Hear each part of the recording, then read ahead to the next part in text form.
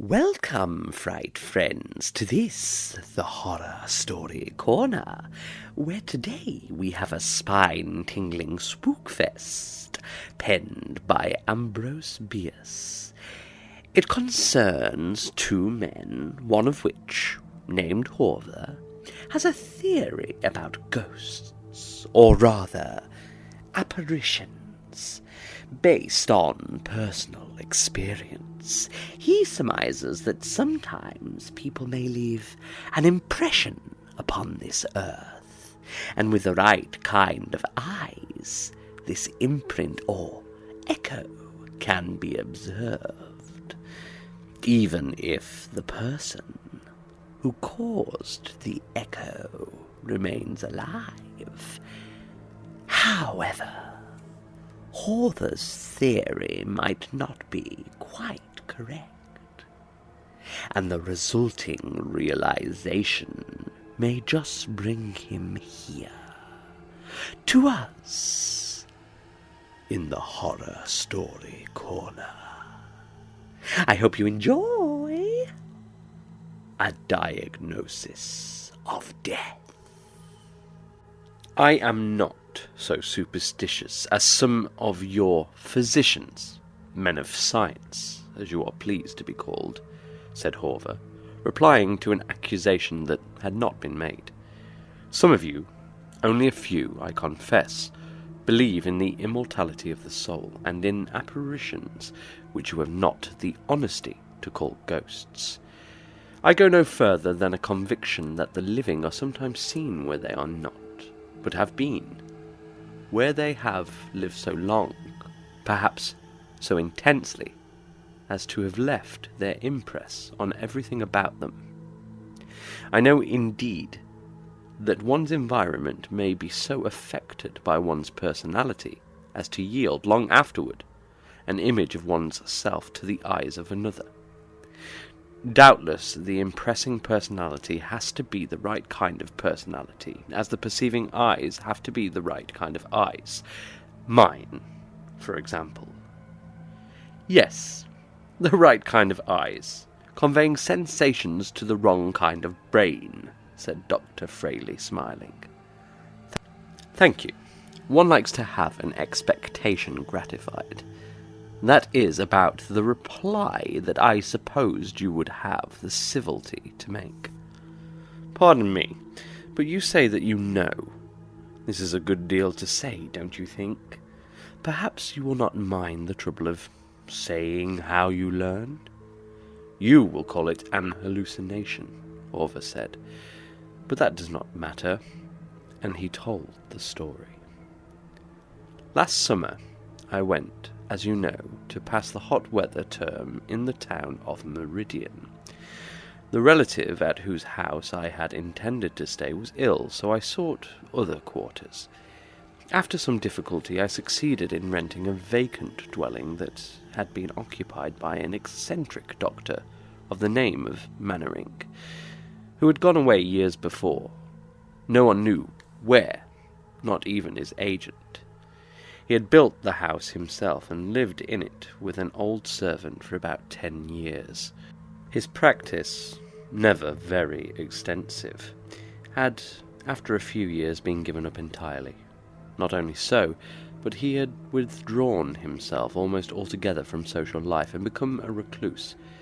I was told by the village doctor, about the only person with whom he held any relations, that during his retirement he had devoted himself to a single line of study, the result of which he had expounded in a book that did not commend itself to the approval of his professional brethren, who indeed considered him not entirely sane. I have not seen the book and cannot now recall the title of it, but I am told that it expounded a rather startling theory. He held that it was possible, in the case of many a person in good health, to forecast his death with precision several months in advance of the event. The limit, I think, was 18 months. There were local tales of his having exerted his powers of prognosis, or perhaps you would say diagnosis, and it was said that in every instance the person whose friends he had warned had died suddenly at the appointed time, and from no assignable cause. All this, however, has nothing to do with what I have to tell. I thought it might amuse a physician. The house was furnished, just as he had lived in it. It was a rather gloomy dwelling for one who was neither a recluse nor a student, and I think it gave something of its character to me, perhaps some of its former occupant's character, for always I felt in it a certain melancholy that was not in my natural disposition, nor, I think, due to loneliness. I had no servants that slept in the house, but I have always been, as you know, rather fond of my own society, being much addicted to reading, though little to study. Whatever the cause, the effect was dejection and a sense of impending evil. This was especially so in Dr. Mannering's study, although that room was the lightest and most airy in the house. The doctor's life-size portrait in oil hung in that room and seemed completely to dominate it. There was nothing unusual in the picture. The man was evidently rather good-looking, about 50 years old, with iron-grey hair, a smooth, shaven face, and dark, serious eyes. Something in the picture always drew and held my attention. The man's appearance became familiar to me, and rather haunted me. One evening I was passing through this room to my bedroom with a lamp. There is no gas in Meridian. I stopped as usual before the portrait, which seemed in the lamplight to have a new expression, not easily named, but distinctly uncanny. It interested but did not disturb me. I moved the lamp from one side to the other and observed the effects of the altered light.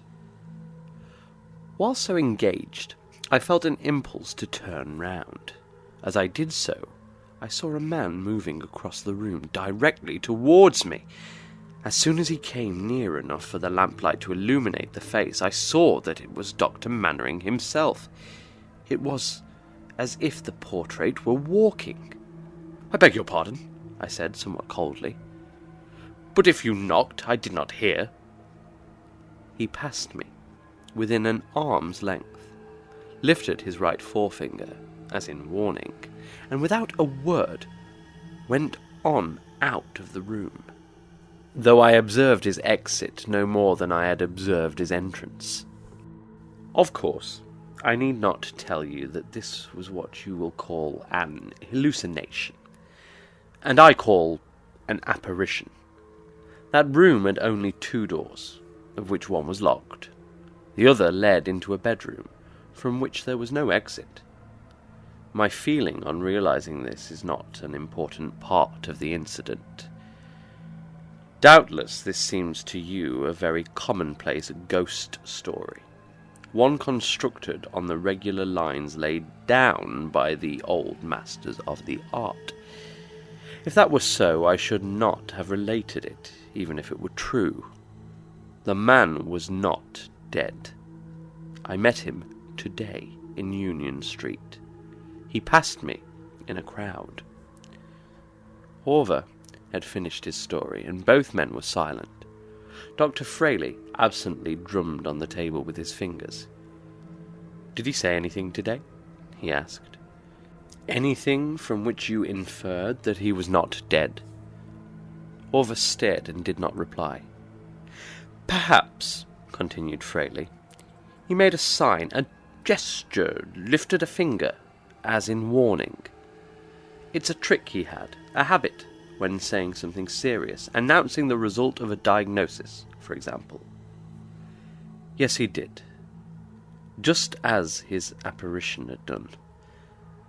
But good God, did you ever know him?" Hawver was apparently growing nervous. "I knew him. I have read his book, as will every physician some day. It is one of the most striking and important of the century's contributions to medical science. Yes, I knew him. I attended him in an illness 3 years ago. He died." Hawver sprang from his chair. manifestly disturbed. He strode forward and back across the room, then approached his friend, and in a voice not altogether steady said, "Doctor, have you anything to say to me? As a physician?" "No, Hawver. You are the healthiest man I ever knew. As a friend, I advise you to go to your room. You play the violin like an angel. Play it. Play something light and lively. Get this cursed bad business off your mind." The next day, Hawver was found dead in his room, the violin at his neck, the bow upon the strings, his music open before him, at Chopin's funeral march. Well, looks like Hawver might have to start believing in ghosts after all, especially since now he's among them. Fear not, though. He plays his violin to this day, soothing his soul and lifting his spirits within the blackness of the Horror Story Corner. Thank you for listening, and as ever, sleep well.